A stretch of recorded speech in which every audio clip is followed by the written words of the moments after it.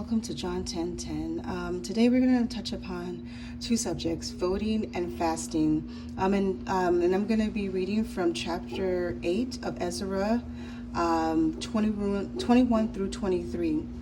There's been a lot of people talking about voting and who to vote for, and that's something that actually has caused us to be in the land of our captivity, voting.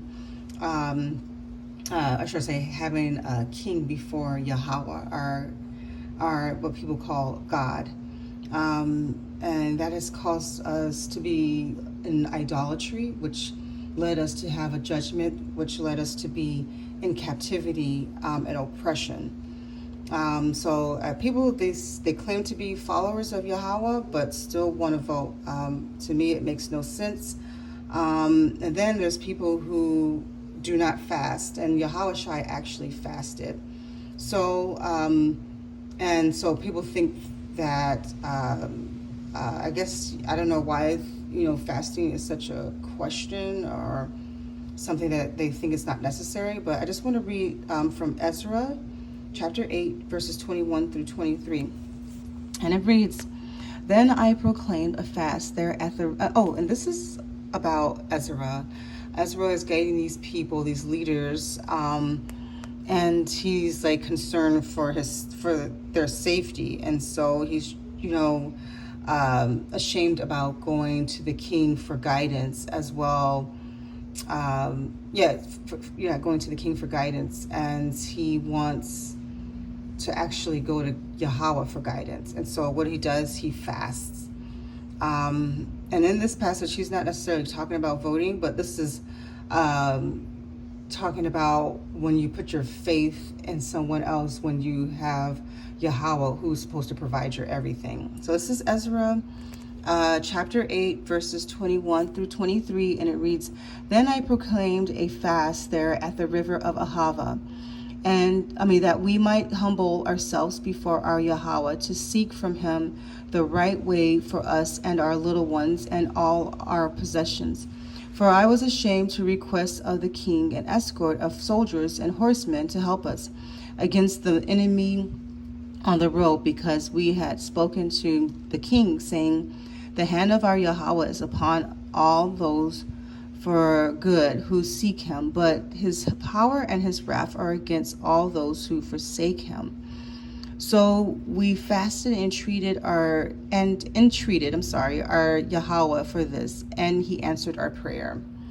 So clearly these people, they fasted for guidance and protection, and Yahweh saw their faith, and he provided what they were asking for.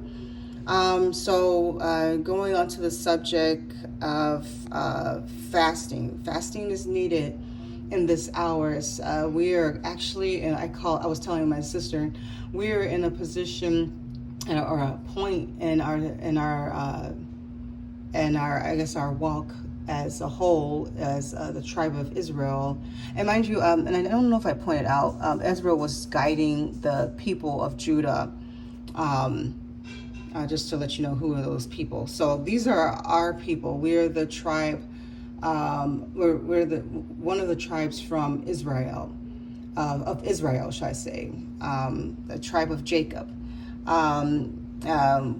which Yahweh had promised to Abraham, which the seed of Abraham would be numerous and prosperous. And there's this covenant. There's a everlasting covenant, which I will touch on later in another video, where this covenant that he will keep us, and we will be prosperous, and we will multiply, and we'll be numerous. But along the way, our people have fell into idolatry, and this idolatry has caused us to have this judgment of oppression and enslavement. And so now we're at this point again where the country that we're in, and I'm talking to the Americans, and this can pertain to any of the people who are of the tribe of Judah, who are currently in any four corners of this world, because we're scattered throughout the four corners of this world. This is pertaining to us for voting. Wherever you're at and you're involved in voting, when you vote, you are erecting or renewing, because there is already an altar that's erected for an evil covenant is going to be has been formed. And so the fasting that needs to take place, because every time we vote, I find it very funny, it's every 4 years, and number 4 is a very important number within our culture. I don't want to say religion, because we're not for religion. We have a Father, Abba Yah, who we follow, and he's not about religion. In the Bible, it does not mention religion. Religion is man-made. So back to like the fasting, back to the covenants. So every time you vote, you're casting your vote, and you're saying to Yahweh, I have faith in this human that's going to provide for me. Just like these people that claim to be followers of Yahweh, they're talking about who they're going to vote for, Kamala or Trump, or if they're not voting, they're talking about that they have an allegiance with the independent party or whatever. And mind you, this is your king. You're voting for your king every 4 years, and so it's just like a renewing of a contract. You have to renew that contract, and so instead of breaking that contract, which is a covenant, you're renewing it every time you vote. So how about this time around, instead of voting, let's all fast. Let's fast and pray. We have to pray for these altars to be broken, to be torn down by the Ruach HaKodesh, with the Holy Ghost, with the Ruach HaKodesh fire. And we have to pray that these contracts are destroyed. After these altars are destroyed, let these covenants and these contracts be canceled, so that we can renew our covenant with Yahweh, our Elohim. He's the one that has and always will